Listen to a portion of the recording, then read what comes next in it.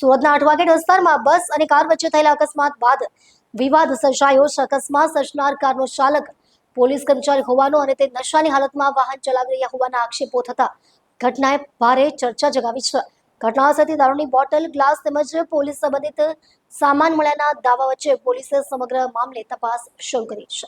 સુરતના અઠવાગેટ સ્થિત મૈસૂર કાફે નજીક બસ અને કાર વચ્ચે અકસ્માત સર્જાતા આ વિસ્તારમાં અફરાતફરીનો માહોલ સર્જાયો હતો. સ્થાનિકોના જણાવ્યા મુજબ કાર પૂર ઝડપે આવી રહી હતી અને બસ સાથે અથડાતા કારને ભારે નુકસાન પહોંચ્યું હતું. અકસ્માત બાદ કારની તપાસ દરમિયાન દારૂની બોટલ, ગ્લાસ, પોલીસની વર્દી, બેલ્ટ તેમજ અજય એચ પટેલ નામની નેમ પ્લેટ અને બક્કલ નંબર મળી આવ્યો હોવાના આક્ષેપો સામે આવ્યા છે, જેના કારણે કાર ચલાવનાર વ્યક્તિ પોલીસ કર્મચારી હોવાની ચર્ચાએ જોર પકડ્યું છે.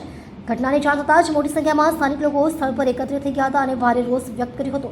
સ્થાનિકોનું કહેવું છે કે રાજ્યમાં દારૂબંધી અમલમાં હોવા છતાં જો પોલીસ સાથે સંકળાયેલા વ્યક્તિઓ જ આવા કૃત્યોમાં સંડોવાયેલા હોય તો તે ગંભીર બાબત ગણી શકાય. પરિસ્થિતિ તંગ બનતા ઉમરા પોલીસનો કાફલો તાત્કાલિક ઘટના સ્થળે દોડી આવ્યો હતો અને સ્થિતિમાં કાબૂમાં લીધી હતી.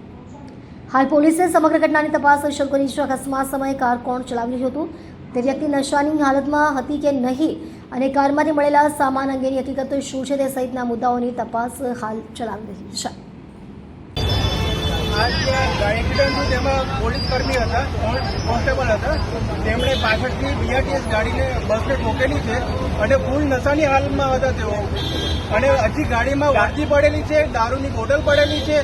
જ્યારે સરકાર કહે છે ગુજરાતમાં દારૂબંધી છે તો અહીંયા કેવી રીતના પોલીસ સરકારી માણસ જ શું કહેવાય કે આવી હાલતમાં છે? સરકારી પોલીસ કર્મચારીને દારૂ મળી રહી છે.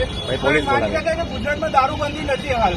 પોલીસને બોલાવી આવી રીતના કેટલું ગંભીર અકસ્માત થયો. આજે કોઈ આગળ તમે ગાડીની હાલત આગળથી જોઈ શકો છો.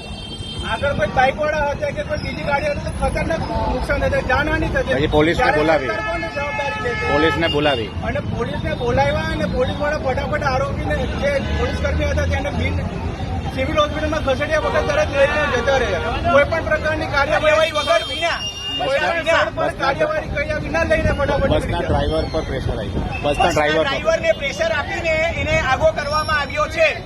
અને આજે બસનો ડ્રાઈવર એટલો ગભરાઈ ગયો છે કે જે ફરિયાદ આપવા માટે બી તૈયાર નથી. આજે અમારી એટલી વસ્તુ છે કે પોલીસ વાળાને પર ગુનો નોંધાય અને તેને તાત્કાલિક બીજું કોઈ જોઈએ નહીં, આ ગુનો નોંધાવવો જોઈએ. કાર્યવાહી